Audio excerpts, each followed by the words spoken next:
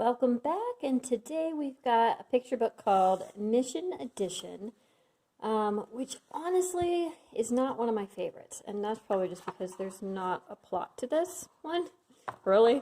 However, I will say that we have read it, and it has inspired some fun games afterwards. So I do think that it's worthwhile to grab it from the library if your library has it. And the one that I'm going to kind of talk about today is kind of near the end, and it's called Check Please. And basically, it's these kids who are starting a restaurant, and how much things cost, and how you can use math for that, especially for longer ones that you're adding up. So, what we'll do is usually, in some way, make a menu. So just it can be as fancy or as not so fancy as you want. Just depends on how into it the kids are. And have them either dictate to you or have them write down what is going to be served in their restaurant. So they'll kind of go through, and maybe they're selling, I don't know, pizza, strawberries, and pie, and just all sorts of random things. Maybe it's something that you already have in terms of play food. That's kind of their inspiration. It doesn't really matter. And then if you have a clipboard, that's always cool to be for, as they are the servers, for them to be able to take notes as to what you're buying, or ordering, sorry. And then we just play like that. We have play money to be able to transfer that back and forth as to how much.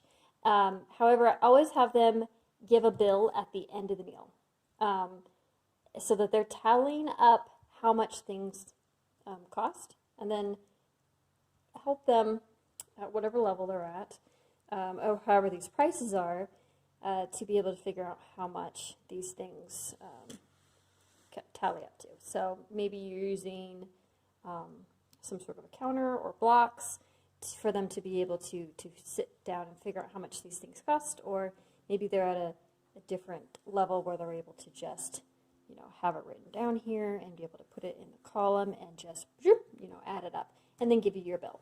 And we play that way. Great fun for addition, and also for figuring out how to use money, and you're working with the dollar sign when you're writing the money down, and in all sorts of different number sense. So it's a great one. It's fun. I'm not a crazy fan of the book, but I will say that it did inspire some fun activities from that book. So worthwhile, especially, or just do the activity. But I always like to start mine with a book, because it does really spur their imagination, and it really gets them interested into an introduction into the activity that you're going to do, more so than just saying, hey, we're going to do this game where we're going to be a restaurant. So I always start with the book, even if it's not so plot-driven like this one. So enjoy. I hope you have fun with this one, and stay tuned for more picture book math lessons.